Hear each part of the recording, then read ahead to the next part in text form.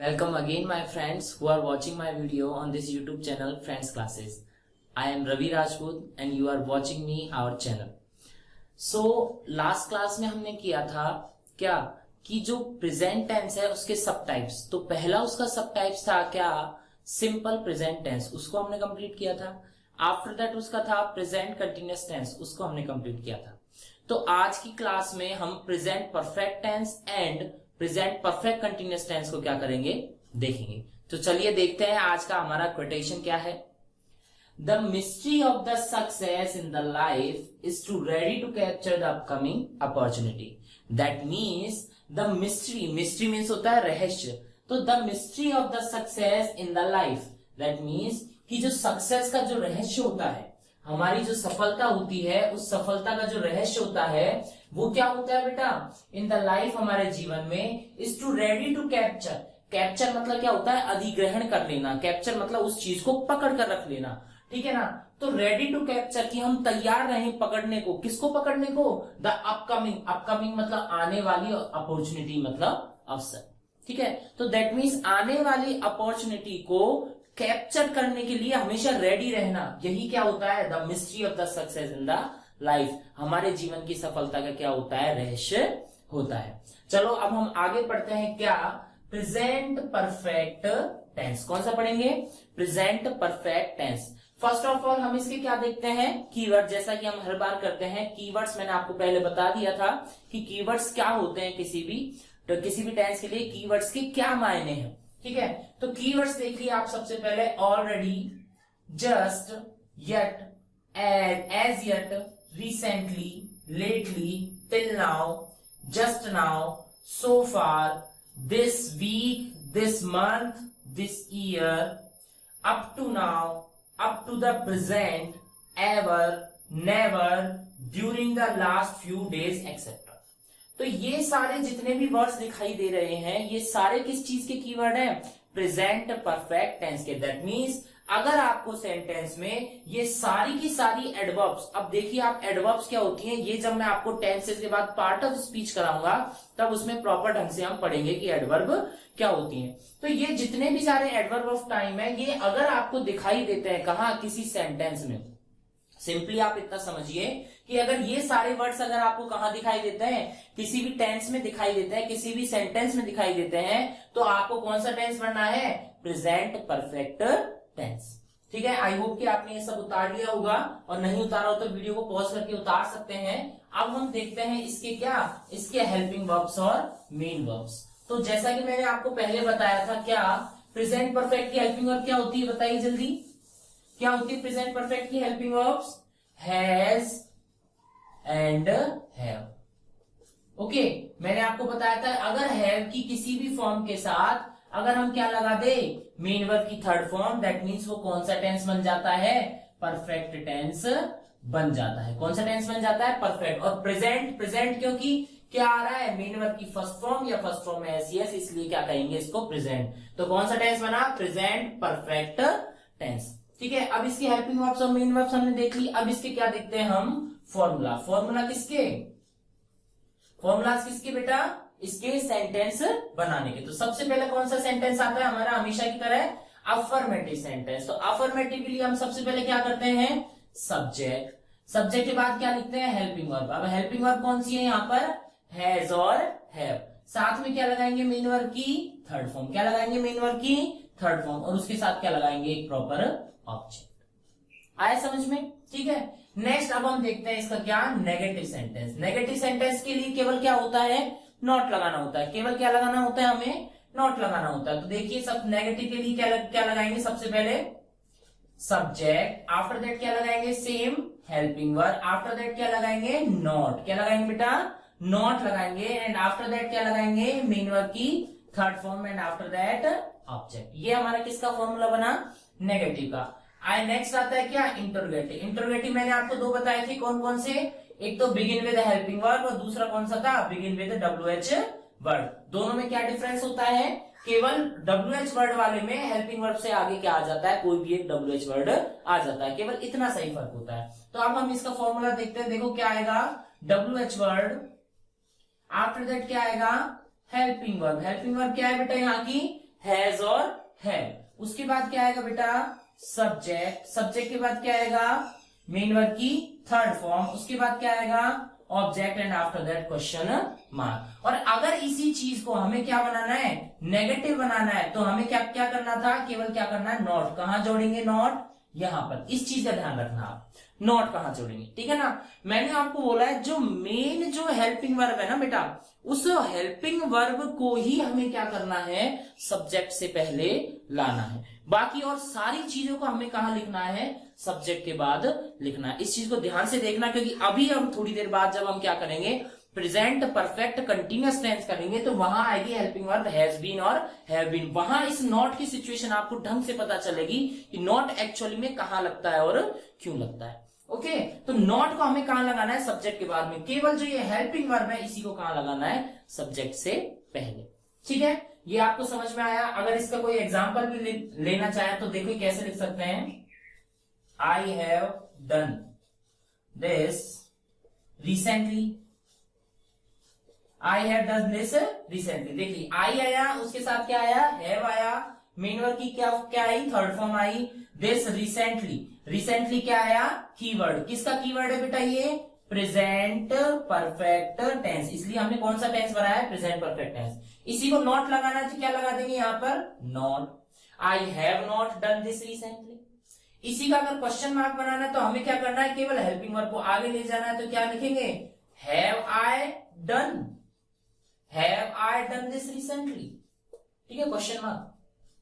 क्या मैंने ये अभी अभी किया है, ठीक है ना। नेक्स्ट अगर इसका नेगेटिव बनाना है तो कहां लगाएंगे नॉट, यहां पर have I not done this recently. ठीक है, और इसी में अगर WH वर्ड लगाना है तो केवल क्या डिफरेंस होगा, यहां पर क्या आ जाएगा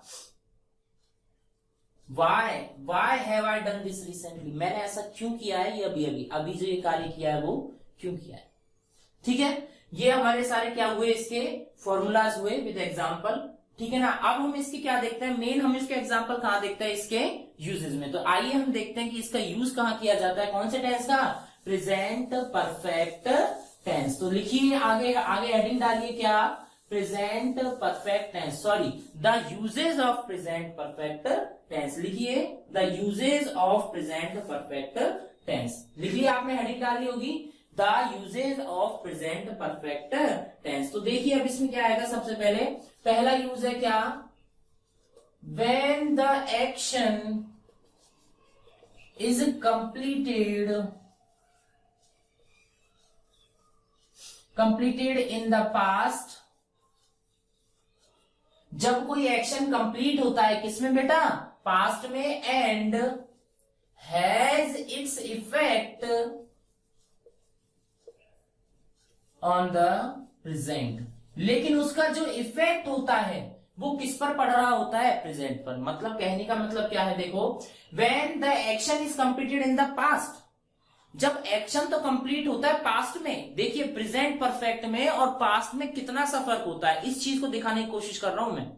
ठीक है ना, पास्ट का एक्शन भी पास्ट में होता है और प्रेजेंट परफेक्ट का एक्शन भी पास्ट में, क्योंकि प्रेजेंट परफेक्ट मतलब हमारा वर्क क्या हो गया है कंप्लीट, और जब वर्क कंप्लीट हो गया है तो वो कौन से टेंस में गया पास्ट टेंस में। तो फिर हम इसको प्रेजेंट में क्यों लिख रहे हैं, क्योंकि हैज इट्स इफेक्ट, क्योंकि इसका जो प्रभाव है वो पड़ रहा होता है कौन सा ऑन द प्रेजेंट। सबसे अच्छा इसका एग्जांपल आप ये ले सकते हो, जैसे आप कहीं मार्केट गए और वहां पर आपने क्या देखा, रोड पर क्या हो गया किसी व्यक्ति का एक्सीडेंट हो गया। तो हम क्या बोलेंगे, अगर कोई रास्ते में हमसे मिला तो हम उससे क्या बोलेंगे, बोले भाई उधर भीड़ क्यों लग रही है, तो आप क्या बोलोगे, अरे यार अभी अभी क्या हो गया वहां पर एक्सीडेंट हो गया। दैट मीन्स आप बोल रहे हो कि अभी अभी रिसेंटली मतलब क्या हुआ है, अभी अभी क्या हुआ है एक्सीडेंट हुआ है। दैट मीन्स क्या है कि एक्सीडेंट का प्रभाव अभी प्रेजेंट पर पड़ रहा है, एक्सीडेंट तो हो चुका दैट मीन्स किस में गया पास्ट में। आप किसी चलते हुए आदमी से ये नहीं बोलेंगे, कोई पूछेगा भीड़ क्यों लग रही है तो आप ये नहीं बोलेंगे एक्सीडेंट हुआ था इसलिए भीड़ लग रही, नहीं, आप क्या बोलेंगे एक्सीडेंट हुआ है, हो चुका एक्सीडेंट, लेकिन उसके बावजूद आप क्या बोल रहे हो एक्सीडेंट हुआ है। क्यों, क्योंकि उसके इफेक्ट अभी भी पड़ रहे हैं वहां पर। हो सकता है वो व्यक्ति घायल व्यक्ति पड़ा हो, एम्बुलेंस का वेट कर रहे हो वो लोग, वो उसको ले भी गए हो तो वहां पर उसका कुछ दैट मीन्स कुछ कांच वगैरह कुछ टूटकर अगर वहां पर गिर गया है, ठीक है ना, वो सारी चीजें पड़ी हो, ठीक है ना, या फिर उसका अगर ब्लड कहीं से निकल गया है तो वो ब्लड पड़ा हो, इसलिए वहां पर भीड़ इकट्ठी हो रही है, ये सारा क्या सब कुछ क्या है, ये इफेक्ट है, ये प्रभाव है जो क्या पड़ रहा होता है उस टाइम प्रेजेंट में भी पड़ रहा होता है। लेकिन उसी चीज को अगर कल बात करें कि अरे भाई यहाँ पर ये रोड पर खून जैसा क्यों लगा हुआ है, तो आप क्या बोलेंगे,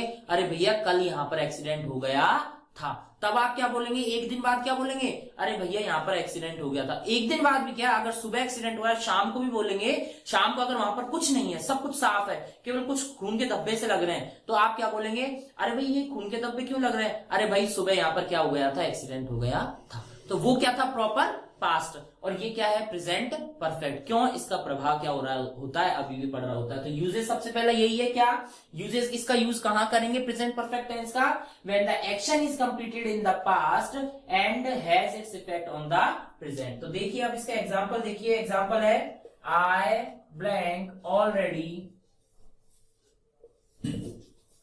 माय वर्क। यहां पर क्या लिखेंगे, फिनिश। अब देखिए, अब कई बच्चों को क्या कंफ्यूजन होता है, यहां पर वो भर तो लेंगे क्या कि सर ऑलरेडी आ रहा है, और ऑलरेडी आपने किसका कीवर्ड बताया था, प्रेजेंट परफेक्ट का कीवर्ड बताया था, इसलिए हमें क्या भरना है, यहां पर आई के साथ क्या आएगा, है, और उसके साथ क्या आएगा, फिनिश्ड। थर्ड फॉर्म क्या आएगी, फिनिश्ड, फिनिश्ड, ठीक है ना। लेकिन उन्हें ये पता नहीं होता, वो कई बार फिनिश्ड यहां भर देते हैं, है फिनिश्ड दोनों को यहां भर देते हैं, ठीक है ना। और कई बार क्या करते हैं, यहां पर है भर देते हैं, तो यहां पर फिनिश्ड लिखना भूल जाते हैं, या फिर यहां पर है फिनिश्ड लिख देंगे, यहां पर फिर से फिनिश भर देंगे, ठीक है ना। तो हमें क्या करना होता है, ये जो एडवर्ब है ना, ये बड़ी कंफ्यूजिंग होती है, ठीक है ना। तो एडवर्ब हम पार्ट ऑफ स्पीच में समझेंगे अच्छे से। तो ये एडवर्ब बीच में लगी, तो हमें ये देखना है, हमें क्या सर ने क्या बताया था, सब्जेक्ट के जस्ट बाद क्या बनना है, हेल्पिंग वर्ब। तो हेल्पिंग वर्ब क्या आएगी, हैव। लेकिन ये ऑलरेडी आ गया, अब आगे भी तो ब्लैंक में कुछ भरना है ना भाई, तो आगे ब्लैंक में क्या भरेंगे, third form of mean verb, क्योंकि एडवर्ब हमेशा क्या आती है, मीन वर्ब से पहले, ठीक है आपको, ठीक है। तो ये आपको समझ में आया, I have already finished my work, मैंने पहले ही अपना कार्य कर लिया। जैसे टीचर ने आपसे पूछा, अरे भाई अपना अपना होमवर्क चेक कराओ, तो आप क्या बोलोगे, अरे सर अपना अपना होमवर्क करो, बैठकर करो, यही क्लास में करो, तो आप क्या बोलो, अरे सर मैं तो पहले ही कर लिया। तो पहले ही कर लिया, दैट मीन्स टीचर आपकी कॉपी देख भी सकता है ना, तो आपको आप दिखा दोगे कॉपी, क्योंकि प्रेजेंट सिचुएशन में आपके पास कॉपी है, आपके पास प्रूफ है, ठीक है ना। उसका प्रेजेंट परफेक्ट पढ़ रहा है कि प्रेजेंट में बाकी बच्चे होमवर्क कर रहे हैं, आप नहीं कर रहे, क्योंकि आपने कर चुका, पहले ही कर चुके आप होमवर्क, ठीक है ना। तो इसलिए क्या आएगा, यहां पर कौन सा टेंस आएगा, प्रेजेंट परफेक्ट टेंस। अब देखिए हम इसका नेक्स्ट यूज देखते हैं। नेक्स्ट देखिए, in the sentences which consist following,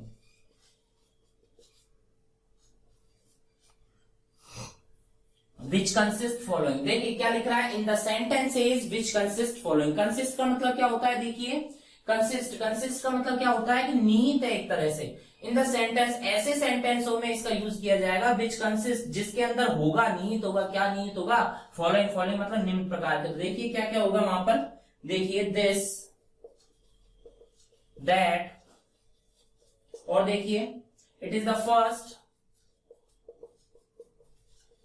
first, या क्या आएगा, सेकंड, या क्या आएगा बेटा, थर्ड, लिखते जाइए साथ साथ में, थर्ड, या फिर क्या आएगा, दिस इज द बेस्ट, ठीक है ना, या फिर क्या आएगा, इसके अलावा क्या आ सकता है, वर्स्ट, एक्सेट्रा, ठीक है ना।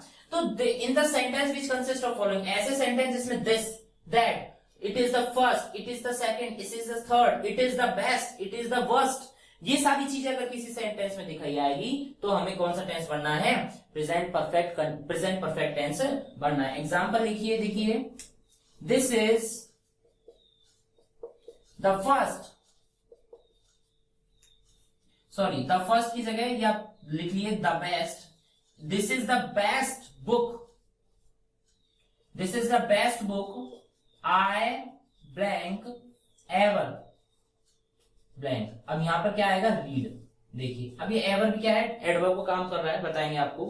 तो this is the best book I blank ever. अब देखिए क्या है, दिस इज द बेस्ट, तो दिस इज द बेस्ट आया, तो सेंटेंस में कौन सा टेंस फिल करेंगे, प्रेजेंट परफेक्ट टेंस। तो यहाँ पर क्या आ जाएगा, आई हैव एवर। रीड की थर्ड फॉर्म भी क्या होती है, रेड। केवल प्रोनाउंसिएशन चेंज हो जाता है इसका, बाकी एज इट इज रहता है रेड। रीड की जगह क्या पढ़ेंगे, रेड। तो this is the best book I have ever read. ये शायद मेरे हिसाब से सबसे अच्छी बुक है जो कि मैंने अब तक पढ़ी। ठीक है, आया समझ में। अब अब करते हैं इसको, नेक्स्ट देखते हैं अब हम इसका क्या,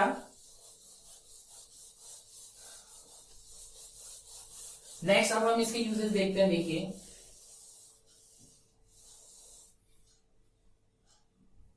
देखिए नोट आप लिख सकते हैं यहां पर, generally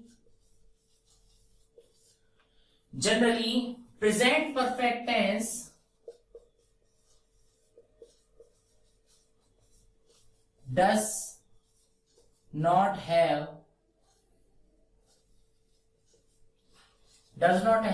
any adverb, any type of adverb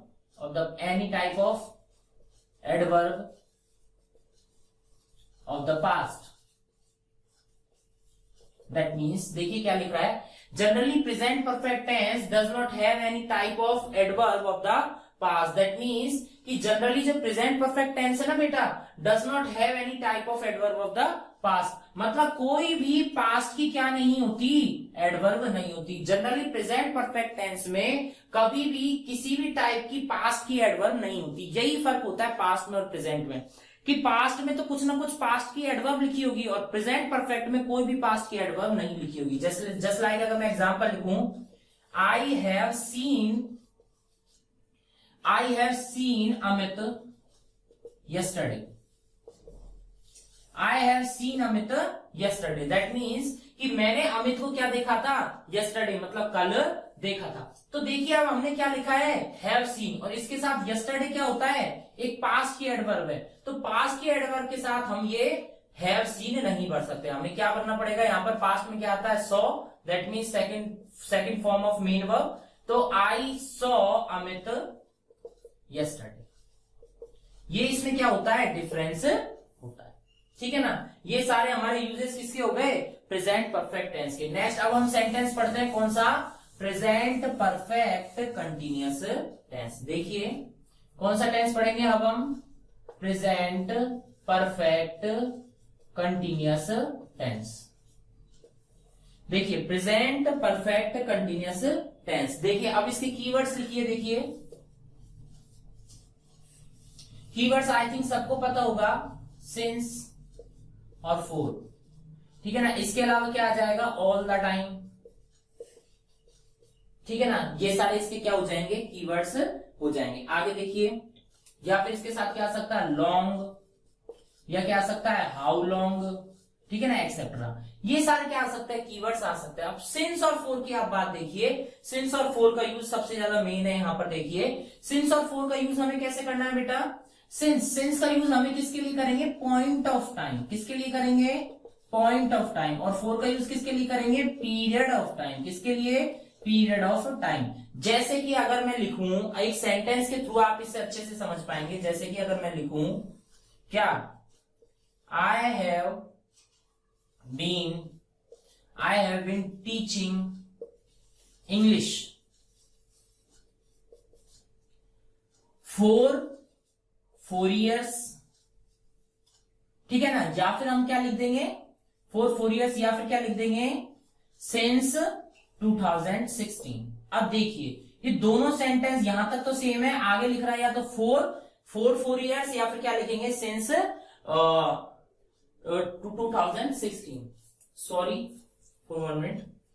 ठीक है, तो देखिए since plus point of time और for plus period of time का देखिए फर्क क्या होता है।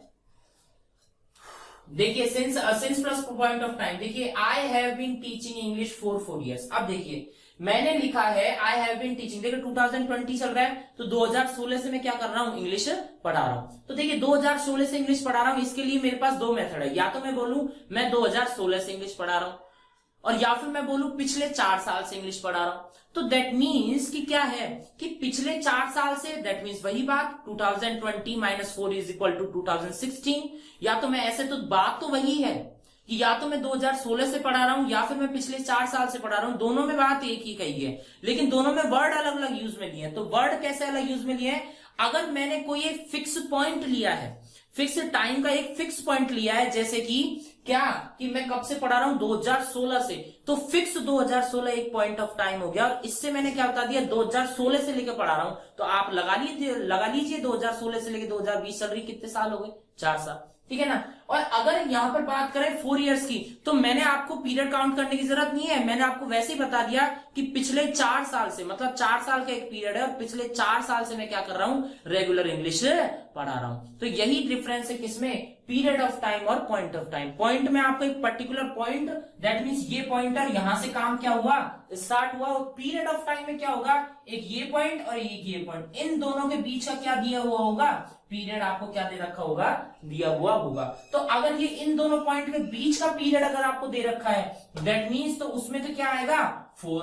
और अगर आपको केवल पॉइंट से स्टार्ट हो रखा है, पॉइंट से लेके आगे कब तक, अब तक, प्रेजेंट तक, अभी भी वो काम चल रहा है, तो हम क्या किसका यूज लेंगे, सिंस का यूज लेंगे।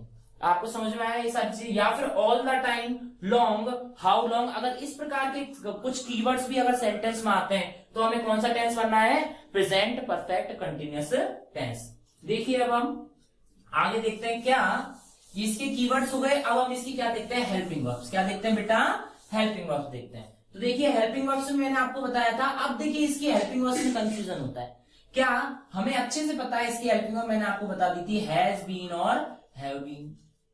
क्या लिखेंगे, हैज बीन और हैव बीन, प्लस साथ में क्या आएगा, मेन वर्ब की फर्स्ट फॉर्म में आईएनजी। क्यों आएगा आईएनजी, क्योंकि बी की फॉर्म और उसके साथ अगर आईएनजी अगर हम मिला दें तो कौन सा टेंस बनता है, कंटिन्यूअस बन जाता है। और अगर हैज और हैव के साथ हम क्या लगा दें, मेन वर्ब की थर्ड फॉर्म लगा दें, तो कौन सा टेंस बन जाता है, परफेक्ट टेंस बन जाता है। और हैज और हैव कौन से टेंस में है, प्रेजेंट टेंस की फॉर्म है, इसलिए इसको क्या कहलाएंगे, प्रेजेंट परफेक्ट कंटिन्यूअस टेंस।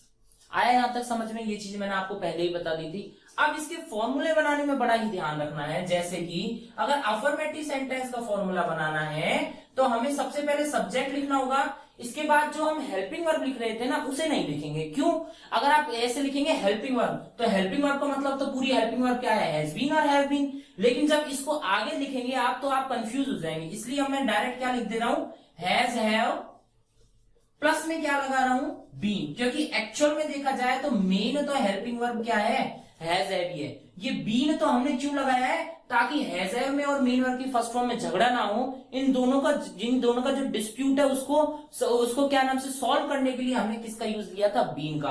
तो बीन की एक तरह से देखी जाए तो बीन यहां पर कम इंपॉर्टेंट है, ज्यादा इंपॉर्टेंट क्या है, हैज हैव। तो मेन हमें हैज हैव पर ध्यान देना है, ना कि बीन पर। तो has have plus been plus क्या आएगा, मेन वर्ब की फर्स्ट फॉर्म में आईएनजी प्लस क्या आएगा, ऑब्जेक्ट। अब ये चीज मैंने आपको क्यों बताई है, क्योंकि जब हम नेगेटिव और इंटरोगेटिव बनाएंगे तब हमें यहाँ काम आएगा, क्या, सब्जेक्ट प्लस क्या लगाएंगे, हैज और हैव, और उसके बाद क्या लगाएंगे, नॉट। देखिए इसी चीज पर मैं आपको बार बार गौर ध्यान दे रहा था, आपको बार बार समझा रहा था इस चीज को, कि सब्जेक्ट और हैज हैव के बाद हमें क्या लगाना है, नॉट। क्यों लगाना है, क्योंकि मेन हेल्पिंग वर्ब हमें किन्हें कंसिडर करके चलना है, हैज और हैव को। क्यों, क्योंकि बीन किस लिए लगाया था, ताकि इन दोनों में डिस्प्यूट ना हो। तो इसकी इंपॉर्टेंस क्या है, यहाँ पर कम है। इस तरीके से आप एक तरह का समझ सकते हैं। बाकी इसका मेथड तो एडवर्ब वाला कॉन्सेप्ट होता है यहाँ पर, ठीक है ना। तो has have plus not plus क्या आएगा, बीन प्लस क्या आएगा, मेन वर्ब की फर्स्ट फॉर्म में आईएनजी। अब देखिए बच्चे पता क्या करते हैं, अगर उनको लिखा देना subject plus helping verb plus not plus ING, तो वो पता क्या करते हैं, हैज लगा देंगे, उसके बाद बीन लगा देंगे, और उसके बाद क्या लगा देंगे, नॉट, जो कि क्या हो जाएगा, हमारा गलत हो जाएगा। तो हमें गलती नहीं करनी है, हमें इस पर ध्यान देना है कि हैज हैव के बाद नॉट लगाना है, आफ्टर दैट क्या लगाना है, बीन प्लस क्या लगाना है, ऑब्जेक्ट। और यही चीज हमें किस में ध्यान देनी है, इंटरोगेटिव में ध्यान देनी है। क्या, हैज हैव को लाना है पहले, तो सबसे पहले क्या लिखेंगे, हैज हैव। अब बच्चे क्या करते हैं, हैज हैव के साथ बीन को भी आगे ले आते हैं। क्या करते हैं, बीन को भी आगे ले आते हैं। मैंने आपसे मना किया है, बीन को आगे नहीं लाना है, केवल किसको लाना है, मेन हेल्पिंग वर्ब क्या है, हैज और हैव। तो हैज है प्लस सब्जेक्ट प्लस आप क्या लगा दो, बीन लगा दो, और बचा कुछ जो भी है मेन फर्स्ट फॉर्म में आईएनजी प्लस क्या लगा दें, ऑब्जेक्ट प्लस क्या लगा दें, क्वेश्चन मार्क, ठीक है ना। और नॉट लगाना है तो कहां लगाएंगे, यहां पर सब्जेक्ट के बाद नॉट लगेगा, फिर क्या लगेगा, बीन। ये सारी चीजें आपको ध्यान में रखनी है। WH वर्ड आता है तो कहां लिख देंगे, यहां पर। ये चीजें मैंने आपको पहले बता दी, ठीक है ना। ये क्या हुआ हमारा प्रेजेंट परफेक्ट कंटीन्यूअस टेंस। अब इसके क्या देखते हैं, यूजेस देखते हैं। तो यूजेस देखिए आप, यूजेस कैसे लिखेंगे इसके, प्रेजेंट परफेक्ट कंटीन्यूअस टेंस के यूजेस देखिए आप। To show the action, to show the action that has begun in the past and is still in progress। देखिए इसका मतलब क्या है, इसके क्या मायने इस लाइन के। टू शो द एक्शन, इसका यूज कहां आएगा, एक ऐसा एक्शन शो करने के लिए दैट हैज बिगन। अब देखिए आपने क्या लिखा है, हैज प्लस मेन वर्ब की क्या लिखी है, थर्ड फॉर्म, दैट मीन्स हो चुका। तो that has begin in the past, जो कि किस में स्टार्ट हो चुका है बेटा, पास्ट में स्टार्ट हो चुका है, and is still in progress, लेकिन अभी भी क्या कर रहा है, वो चल रहा है, प्रोग्रेस कंटिन्यू चलता जा रहा है। भाई स्टार्ट कब हुआ था, जैसे कि मैंने पढ़ाना कब स्टार्ट किया था, 4 साल पहले 2016 में, ठीक है ना। लेकिन अभी भी क्या कर रहा हूं मैं, पढ़ा ही रहा हूं। तो स्टार्ट किया था पास्ट में, लेकिन अभी भी चल रहा है ना वो काम, और अभी भी ऐसा नहीं है कि कंप्लीट हो चुका, अभी भी पढ़ा ही रहा हूं मैं कंटिन्यू, ठीक है ना। अगर अब कंप्लीट हो गया होता, अभी अभी कंप्लीट हुआ होता, जैसे कि मेरा कल ही मेरा लास्ट सेशन था, आज के बाद मैं कभी नहीं पढ़ाऊंगा, तो क्या होता, मैं प्रेजेंट परफेक्ट का यूज लेता, ठीक है ना, क्योंकि अभी अभी मैंने पढ़ाना कंप्लीट किया, लेकिन अभी मैंने कंप्लीट नहीं किया है, अभी भी मैं क्या कर रहा हूं, कंटिन्यू पढ़ाता जा रहा हूं। तो कंटिन्यू मैंने ये प्रोग्रेस चलता रखा है, इसलिए हमें क्या, कौन सा टेंस भरेंगे, present perfect continuous tense. That means एक ऐसा एक्शन जो पास्ट में स्टार्ट हुआ था और अभी भी क्या चल रहा है, वो कंटिन्यूअस प्रोसेस में चल रहा है, इसलिए कौन सा टेंस यूज में लेंगे, प्रेजेंट परफेक्ट कंटिन्यूअस टेंस। ठीक है, अब समझ में आया। अब नेक्स्ट देखिए, इसका एग्जाम्पल देखिए, the baby blank since morning. अब हमें यहां क्या बनना है, क्राई। अब आप खुद देख सकते हैं, the baby blank since morning, हमें पता नहीं कौन सा टेंस बनना है, कैसे ध्यान रखेंगे, की चाबी ढूंढिए, इसकी चाबी कहां है, सिंस प्लस क्या आ गया, पॉइंट ऑफ टाइम, सुबह से लेकर अब तक क्या हो रहा है, बेबी रोए ही जा रहा है, 1 घंटा हो गया, 2 घंटा हो गया, बेबी कंटिन्यूअसली रो रहा है। तो हमें क्या क्या लिखेंगे, the baby has been crying, the baby has been crying since morning, baby क्या हो रहा है, सुबह से ही रो रहा है। नेक्स्ट इसका एग्जांपल देखिए, फॉर हाउ लॉन्ग, देखो मैंने आपको बताया था, फॉर हाउ लॉन्ग यू, अब देखिए क्वेश्चन मार्क, देखो हाउ लॉन्ग मतलब कितने समय से, कितने समय से। अब यहां पर क्या लिखना है, ईट, जैसे कि हम किसी को बोलते हैं ना, जैसे कोई ज्यादा ग्लटन होता है, ग्लटन मतलब खाऊ व्यक्ति जो हमेशा खाता रहता है, ठीक है ना, ग्लटन। तो दैट मीन्स जो ग्लटन व्यक्ति होता है उसको हम क्या बोलेंगे, अरे कितनी देर से खा रहा है यार, अब तो चल। तो फॉर कितनी देर से खा रहा है, तो उसको ऐसा बोलेंगे, तो इसके लिए क्या बोलेंगे इंग्लिश में, फॉर हाउ लॉन्ग, कितने समय से, यू तुम, ईट मतलब खाना, तो कितने समय से तुम खा रहे हो, मतलब तुम पिछले पास्ट का कोई समय है, आधे घंटे 1 घंटे पहले से तुम, मैंने देखा था तुम्हें स्टार्ट करते हुए, और अभी भी तुम क्या कंटिन्यूअसली क्या करते जा रहे हो, खाते जा रहे हो। तो क्या बोलेंगे, कितने समय से तुम खा रहे हो। तो यहां पर देखिए क्या बनेंगे, क्वेश्चन मार्क है, दैट मीन्स क्या है, इंट्रोगेटिव सेंटेंस है। तो इंट्रोगेटिव सेंटेंस है तो हमें क्या पढ़ना होगा, मेन इसकी हेल्पिंग वर्ब क्या है, हैज और हैव, और यू के साथ क्या आता है, हैव। तो हैव को तो भरेंगे यहां पर, और बीच बाद में क्या भरेंगे, हैव यू बीन, ईट के साथ क्या आ जाएगा, ING, have you been eating. आया समझ में, for how long have you been eating. आगे देखिए, शी ऑल द टाइम, ठीक है ना, रीड। अब यहां पर क्या है, ऑल द टाइम मतलब हमेशा, ऑल द टाइम सारे समय, जब देखो उसको, she all the time read मतलब पढ़ना, मतलब जब देखो, जब वो ऑल द टाइम मतलब सुबह से क्या, मतलब जब पूरे समय से क्या कर रही है, वो पढ़ ही रही है। जब से मैंने उसको देखा है, जब से क्या कर रही है, वो लगातार पढ़े ही जा रही है, पढ़े ही जा रही है, पढ़े ही जा रही है, ठीक है ना। तो इस चीज को भरने के लिए मैंने आपको क्या बताया था, ऑल द टाइम अगर कहीं भी आए तो कौन सा टेंस बनना है, प्रेजेंट परफेक्ट कंटिन्यूअस टेंस। तो शी के साथ क्या आएगा, हैज, क्या लिखेंगे आगे, बीन, उसके बाद क्या लिखेंगे, reading, she has been reading all the time. मैं जब भी मैंने उसको देखा, वो क्या करती जा रही है, पढ़ती जा रही है। यहां तक आपको समझ में आया, आई होप कि आपको समझ में आया होगा। समझ में आया तो थम्स अप कर सकते हैं आप लोग। अब देखिए, अब नेक्स्ट इसका जो थोड़ा सा पोर्शन और है वो आप देख लिया, अगर वो आपको समझ में आ गया, दैट मीन्स कि मैंने जो भी पढ़ाया वो आपको समझ में आया होगा। अब देखिए, आपको लिखना नहीं है अभी, पहले आप यहां पर सामने देखिए क्या लिखेंगे, the granny blank after the author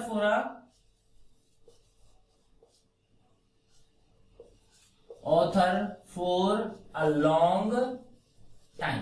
देखिए अब यहां पर क्या लिखेंगे, देखिए अब आप क्या करेंगे, ग्रैनी मतलब दादी माँ ने आफ्टर द ऑथर, ऑथर मतलब ऑथर की, लुक, लुक मतलब यहाँ पर देखा था, तो देखा था मतलब ऐसा नहीं है कि ऑथर को ऐसे करके देखती रही थी, देख नहीं रही थी, क्या कर रही थी, उसकी देखभाल कर रही थी। तो the granny after for author for a long time. अब देखिए मैंने आपको क्या बताया, आप कहेंगे सर ने बोला है for a long time, for a long time आया है, तो हमें किसका कीवर्ड है, प्रेजेंट परफेक्ट कंटिन्यूअस का क्या है, ये कीवर्ड है, तो हमें क्या क्या बनना है, कौन सा टेंस बनना है, प्रेजेंट परफेक्ट कंटिन्यूअस टेंस भरना है। तो आप कौन सा टेंस भर के आ जाएंगे, granny has been looking, granny has been looking after the author for a long time, कि दादी माँ ने क्या किया था, ऑथर की देखभाल पिछले लंबे समय से कर रही थी।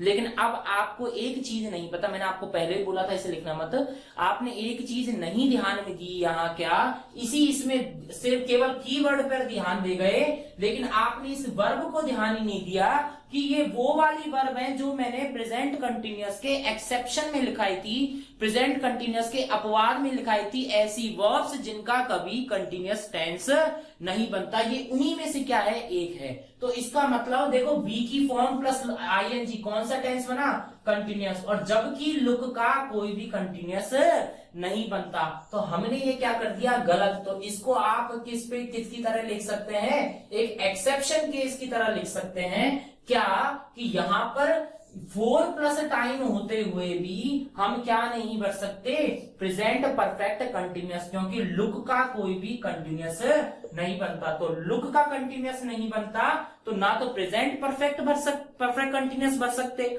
ना हम प्रेजेंट कंटिन्यूअस भर सकते, सिंपल प्रेजेंट तो भर ही नहीं सकते, क्योंकि ये डेली का काम नहीं है दादी का। केवल इसमें ये कहा है कि दादी ने दादी क्या करती है, ऑथर की बहुत दिनों से, मतलब उसने क्या की थी, फॉर अ लॉन्ग टाइम, बहुत लंबे समय से उसने देखभाल की दादी ने। तो क्या लिखेंगे यहाँ पर, granny has looked after, has looked कौन सा टेंस भरा, प्रेजेंट परफेक्ट टेंस। तो ये इसका हमें स्पेशली ध्यान रखना है, ऐसी वर्ब अगर आपके पास आ जाए जिन्हें आपका कंटिन्यूअस नहीं बना सकते, और उनमें भरा कौन सा टेंस जा रहा है, प्रेजेंट परफेक्ट कंटिन्यूअस है। भाई रूल के अकॉर्डिंग तो कौन सा टेंस भरना चाहिए, प्रेजेंट परफेक्ट कंटिन्यूअस टेंस, लेकिन वो ऐसी वर्ब आ गई जिसका कंटिन्यूअस ही नहीं बनता, तो हमें कौन सा टेंस भरना चाहिए, प्रेजेंट परफेक्ट टेंस भरना चाहिए। और ऐसे एग्जाम में क्वेश्चन जरूर आते हैं, इस चीज का बहुत अच्छे से ध्यान रखिएगा। तो ये हमारे कौन से टेंस हो गए, present perfect tense and present perfect continuous tense. I hope कि मेरे को आपको ये सारी वीडियो पसंद आई होंगी। अगर आपको पसंद आई हो तो आप थम्स अप कर सकते हैं इस वीडियो को। और नेक्स्ट आने वाली वीडियो में हम क्या पढ़ेंगे, पास्ट के बारे में पढ़ेंगे। Thank you so much for watching me online.